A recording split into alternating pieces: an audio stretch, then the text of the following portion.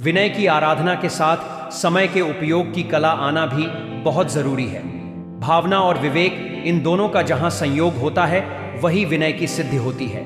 समय के विनय की, विवेक की, समझ की विवेचना इस गाथा में है। सभी को जय जिनेंद्र। जैन फिलॉसफी चैनल में आपका स्वागत है। हम देख रहे हैं उत्तराध्ययन सूत्र का भावार्थ। समय पर ही बाहर जाना, निष्क्रमण करना और समय पर ही पुनः लौटना, यह समय की प्रतिबद्धता का, व्यवस्था का सूत्र है।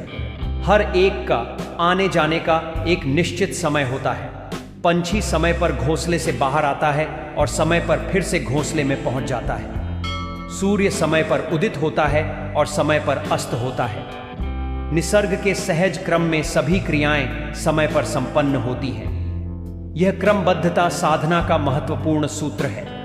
समय के क्रम के साथ व्यतिक्रम या अतिक्रम होना, ये दोनों ही श्रम को व्यर्थ और अनर्थ में बदल देते हैं। श्रम साधना और पुरुषार्थ तभी सफल होता है जब उसमें समय का संयोग साधक चुनता है। जिस कार्य का जो समय है, उस समय को छोड़कर उस कार्य को नहीं करना चाहिए। जैसे मंगल अवसर पर राम नाम सत्य है नहीं कहा जा सकता और शव यात्रा के समय पर शुभ मंगल हो नहीं कहा जा सकता। शब्द सही होकर भी समय सही नहीं होने से उसका प्रभाव उल्टा हो जाता है। इसीलिए जिस समय जो कार्य नहीं करना चाहिए, उस समय वह कार्य नहीं ही करना चाहिए। जिस कार्य का जो समय है, उस समय ही उस कार्य को करना चाहिए। समयज्ञ कालज्ञ बनना यानी चौघड़ियां या मुहूर्त देखना नहीं। हर कार्य का अपना नियोजित समय है। जैसे रायसी प्रतिक्रमण, देवसी प्रतिक्रमण का अपना अपना समय है। सामने वाले को प्रतिबोध देते समय भी समय का विवेक रखना चाहिए। अगर कोई हड़बड़ी में अशांत उद्विग्न है तो उस समय दिया हुआ प्रतिबोध काम नहीं आता। यदि सामने वाला शांत है तब दिया हुआ प्रतिबोध परिणाम कारक होता है। प्रभु महावीर के पास आक्रोश एवं आवेश से भरा गौशालक आता है, तब प्रभु महावीर अपने श्रमणों को सूचना देते हैं कि कोई उसे रोकना नहीं और प्रतिबोध भी नहीं देना। जब गौशालक की आक्रोश की, आवेश की शक्ति का निर्गमन होता है, उस समय प्रभु अपने श्रमणों को बुलाकर कहते हैं कि गौशालक को जितना मंगल प्रतिबोध देना है वह दे सकते हैं, और उस शांत समय में दिए हुए प्रतिबोध के शब्द गौशालक की मृत्यु की बेला में जागरण के निमित्त बने। अंतिम समय में गौशालक आराधना के पथ पर चल सका। यह समय का विनय है। जीवन के लिए इस सूत्र का उपयोग। समय अनमोल है। समय का महत्व समझते हुए हमेशा अपने समय के प्रति प्रतिबद्ध रहना चाहिए। कोई काम शुरू करना हो या खत्म, कहीं जाना हो या आना, सब सही वक्त पर करें। उचित परिणाम प्राप्त करने के लिए हर कार्य को उचित समय पर ही करना चाहिए। वाणी का प्रयोग या कोई भी क्रिया करते समय बुद्धि का विवेकपूर्ण उपयोग करना चाहिए। बच्चों के लिए इस सूत्र का उपयोग। समय के महत्व को समझते हुए किसी कार्य के लिए योजनाबद्ध तरीके से प्रयास करते हुए एक निश्चित समय के लिए प्रतिबद्ध रहना चाहिए। उदाहरण के लिए, मैं एक हफ्ते में 10 तालिका याद करूंगा। मैं मेरा रोज का काम सोने से पूर्व खत्म करूंगा।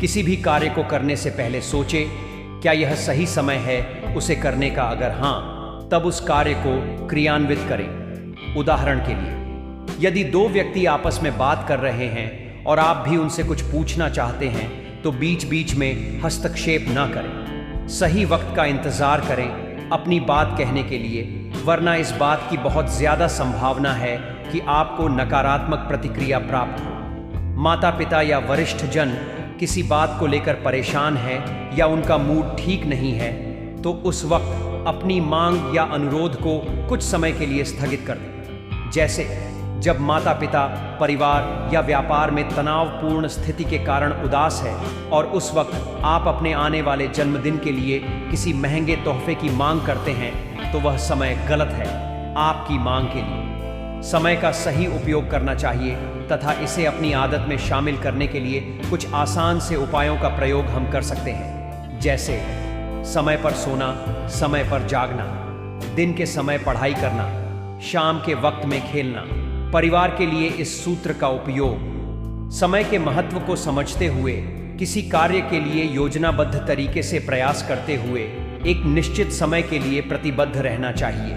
उदाहरण के लिए, मैं एक निश्चित समय पर खाना बनाकर तैयार रखूंगा। मैं एक निश्चित समय पर घर वापस आऊंगा। स्वयं तथा परिवार के सदस्यों की समय सारणी तय करना, जो कि परिवार के सदस्यों की आपसी समझ बढ़ाएगा और कार्य क्षमता को भी। किसी भी कार्य को करने से पहले सोचें, क्या यह सही समय है उसे करने का? अगर हां, तभी उस कार्य को क्रियान्वित करें, वरना नहीं। उदाहरण के लिए, मेहमानों के आने पर सो जाना, परिवार के खाने के समय फिटनेस गतिविधि करना, पारिवारिक कार्यक्रम को छोड़कर मॉल या सिनेमा घर जाना। जब कोई पहले से ही परेशान या दुखी हो, तब उसे और आहत करें ऐसे शब्द ना कहें। जब कोई व्यक्ति सुनने के लिए तैयार ना हो, उस समय उसे सलाह ना दें। समय का सही उपयोग करना चाहिए तथा अपनी आदत में शामिल करने के लिए कुछ आसान से उपायों का प्रयोग हम कर सकते हैं। जैसे समय पर खरीदारी करें, मतलब जब ऐसा करने का सही समय हो, जब जरूरत हो, पैसा हो और उत्पाद जरूरी हो, जैसे किराने का सामान, कपड़े आदि। व्यवसाय के लिए इस सूत्र का उपयोग। समय के महत्व को समझते हुए किसी भी कार्य को करने के लिए योजनाबद्ध तरीके से प्रयास करते हुए एक निश्चित समय के लिए प्रतिबद्ध रहना चाहिए। उद्योगों के मानदंड के अनुसार हमारा लक्ष्य विशिष्ट, महत्वपूर्ण, प्रासंगिक, प्राप्त करने योग्य तथा समयबद्ध होना चाहिए। निश्चित तिथि तक प्रमाणीकरण पूरा करना, निर्दिष्ट लक्ष्य तिथि तक परियोजना वितरित करना। सोचे, क्या यह गतिविधि करने का सही समय है? अगर हां, तब आगे बढ़े। उदाहरण के लिए, वर्तमान सेवाओं के लिए शिकायत करने वाले ग्राहक को नई सेवाएं देना, वरिष्ठ जनों को अपनी उपलब्धियां दिखाना जो आपके कार्य से असंतुष्ट होकर नकारात्मक प्रतिक्रिया दे रहे हैं। समय का सही उपयोग करना चाहिए। इसे अपनी आदतों में शामिल करने के लिए हम कुछ आसान से उपायों का प्रयोग कर सकते हैं। कार्य की गतिशीलता बढ़ाने के लिए परियोजना प्रबंधन प्रथाओं का पालन करें, अर्थात किस समय क्या करना है। जैसे पहले व्यवसाय की आवश्यकता को इकट्ठा करना और फिर उत्पाद को डिजाइन करना, कोड विकसित करना। इसी तरह हर गतिविधि को सही समझ के साथ सही वक्त पर और सही तरीके से किया जाना चाहिए। यह इस सूत्र का भावार्थ हुआ। अब गाथा और उसका शॉर्ट में अर्थ देखते हैं। अध्याय 1, गाथा 31। कालेन निखमे भिक्खु कालेन यपड़िक्कमे अकालम च विवज्जिता काले कालम समायते। अर्थ, समय पर ही चलना और समय पर ही लौटना चाहिए। जिस समय जिस कार्य का समय है, उस समय ही उस कार्य को करना चाहिए। जिस समय जिस कार्य का समय नहीं है, उस समय उस कार्य को नहीं करना चाहिए। समाप्त। वीडियो सुनने के लिए धन्यवाद। मेरा ये प्रयास आपको कैसा लगा, कमेंट में जरूर बताएं। प्रभु वाणी से और लोगों को जोड़े मिलते हैं नेक्स्ट सूत्र में। तब तक के लिए अपना ख्याल रखें और जैन फिलॉसॉफी चैनल को सब्सक्राइब करें।